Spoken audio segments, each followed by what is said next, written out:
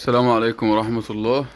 أسعار السوبر تك أو الفرز التاني الرسمي لمنتجات يونيون اير بتنزل باسم سوبر تك. أي حاجة تانية غير سوبر تك ده مش فرز تاني، يعني اللي تلاقيه يونيون اير ده مش يقول لك عليه فرز تاني، ده مش فرز تاني، ده مرتجعات عمر.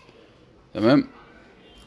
ده الفرز التاني اللي بيجي من يونيون اير ده اسمه سوبر تك، ضمان يونيون اير سنة. يعني لان انا بلاحظ اللي بيبيع سوبر تك ما بيجيبش سيره ان هي فرز تاني، وما بيجيبش سيره ان ضمانها سنه، بيقول لك ضمان شركه كامل. الضمان بتاعها بشهاده ضمان سنه واحده بس. ضمان يونيون اير الفرز التاني ضمان عام واحد بس. ده بيبقى شكل التلاجة من الداخل، طبعا فابريكا سيلد بالكامل زي هذا المنتج التام الفرز الاول، تغليف بالكامل. تمام. الدفوات اللي فيها ايه لا تذكر، لان اغلب السوبر تك بيبقى بواقي تصدير. ممكن كيسه زي دي متقطعه خربوش نقره كدمه في الجسم، زي مثلا سوبر تك اللي هي 330 لتر دي نو فروست برضو فيها خبطه اهي. تمام. وبرضو التلاجة من الداخل زي ما حضراتكم شايفين سيلد بالكامل زي الفرز الاول.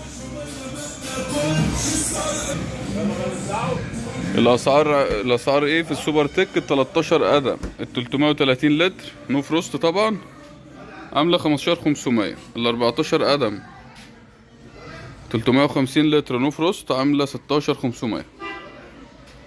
تمام. ده الفرز التاني الرسمي من يونيون اير. اسمه ايه؟ اسمه سوبر تك. ضمان كام؟ ضمان سنه واحده بس من الشركه، مش ضمان كامل. الضمان الكامل بيبقى 10 سنين من الشركه. تغليف كامل، بتيجي تغليف كامل، بتيجي زي ما حضراتكم شايفينها كده الحاله.